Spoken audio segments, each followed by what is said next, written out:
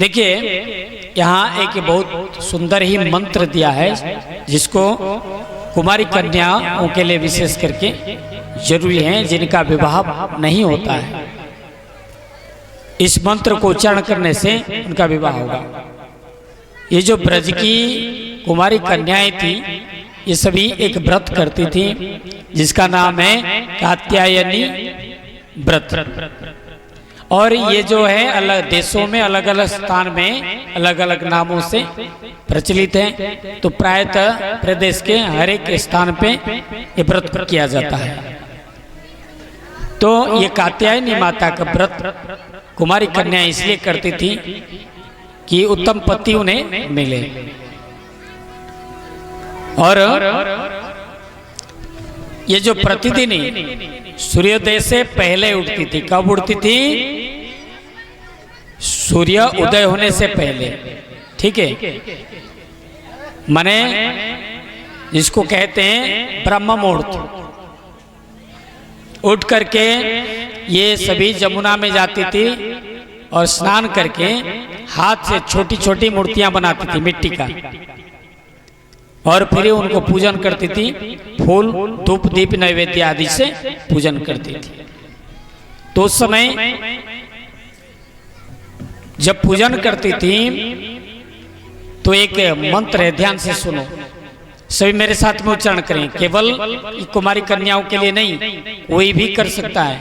अगर कोई भक्त हैं इस मंत्र को उच्चारण करेगा तो उसे प्रभु मिलेंगे, उनकी कृपा दृष्टि प्राप्त होगी। और भी कोई कामना लेकर के इस मंत्र को उच्चारण करेंगे तो उनको भी अपनी अपनी कामना मिलेगी, अवश्य पूरी होगी। इसलिए आप सभी एक बार हाथ जोड़े मेरे साथ में उच्चारण करेंगे। कात्यायनी महामाये, कात्यायनी माहे, महायोगी न्यधीश्वरी, महायोगी महेश्वरी। पंडित जी देख करके आइए जल्दी। आप लोग बोलिए सभी मेरे साथ में, बोलने का प्रयास कीजिए। गोकुलपुर में जो विद्यार्थी बच्चे, छोटे छोटे बच्चे, सबका कंठस्थ हो गया है। आप देखिएगा यूट्यूब में राधेश्याम चैनल में, उसमें छोटे छोटे बच्चे कैसे सुंदर संस्कृत श्लोकों का उच्चारण करते हैं। कात्यायनी महामाये, कात्यायनी महामाये, कात्यायनी महामाये, कात्यायनी महामाये, महायोगी न्यधीश्वरी, महायोगी अधीश्वरी, महायोगी न्यधीश्वरी, महायोगी अधीश्वरी।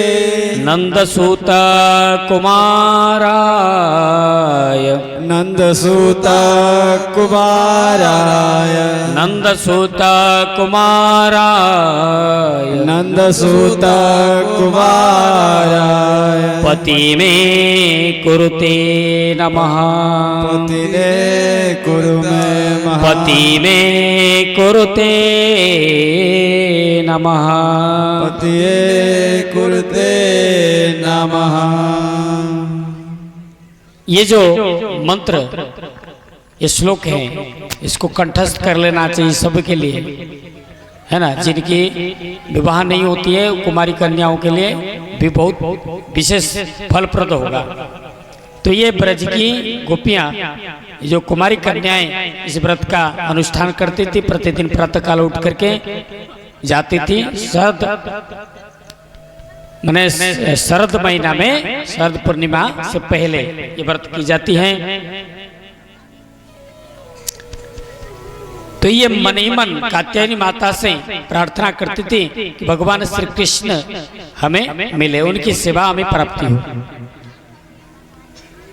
तो एक समय देखिए, व्रत जब करते हैं कुछ निष्ठा, कुछ नियम निष्ठे होते हैं, कुछ सदाचार में रहना चाहिए।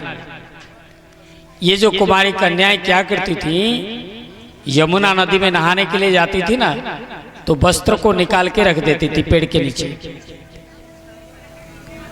उलग्न होकर के कभी भी जल में प्रवेश नहीं करना चाहिए, नहाना नहीं चाहिए। और ये ऐसा ही करती थी।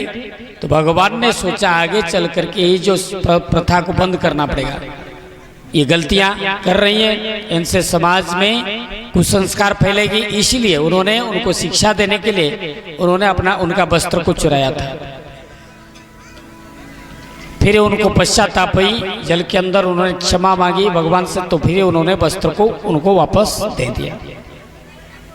उस समय भगवान कृष्ण का आयु बहुत कम था, मात्र 4-5 साल के थे। तो अंत में ये जो गोपियां, फिर उन्होंने वस्त्र धारण किया, भगवान से क्षमा मांगी। तो भगवान ने कहा कि ये जल के अंदर वरुण देवता का वास है और इसलिए निर्वस्त्र होकर के यमुना में नदी में स्नान नहीं करना चाहिए, उसे वरुण देवता का, जल देवता का अनादर होता है। बोले वृंदावन बिहारी लाल की जय। तो इसलिए ये चिरहरण लीला, एक भजन भी इस पर है, थोड़ा सा गा लेंगे तो ठीक रहेगा। इसके बाद में हम लोग जो है गोवर्धन पूजा की ओर आगे बढ़ेंगे।